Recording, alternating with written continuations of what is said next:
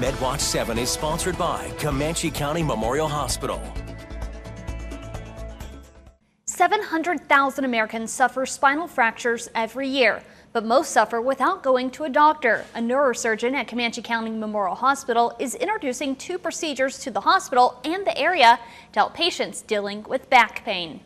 Dr. Christopher Newman says people with compression fractures in their spine can benefit from a procedure called kyphoplasty, a minimally invasive treatment to quickly relieve the pain. Dr. Newman walks us through how the procedure works. Here's your broken bone. A needle gets put in, a balloon gets blown up into the bone, the balloon comes out, and then cement gets put into this space, and the needle is removed. He says around 700,000 people report compression fractures each year, but around 20,000 kyphoplasties were done in 2017. So there's a big gap between the two, and the reason is that some of these breaks, they're not that painful.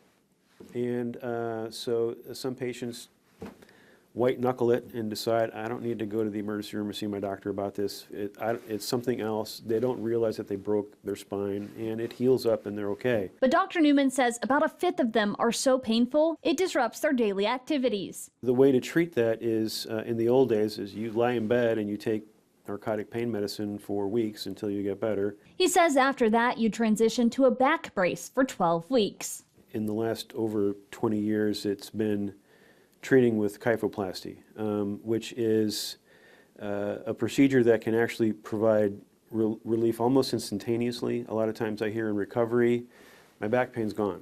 He says the 3 most common causes of compression fractures are from trauma, like a fall, osteoporosis, or a tumor that's invading the bone.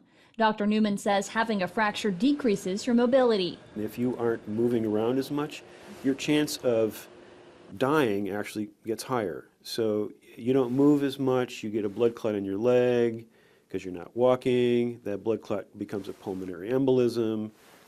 So there's documented risk for reduction in mobility. Dr. Newman is also starting to do another, newer procedure called Intercept. It focuses on the nerve inside the bone in the spine causing pain. The procedure would be to access the bone in a very similar way, to put an electrode to basically cauterize that nerve inside the bone and disconnect the pain signal, and it tends to be permanent.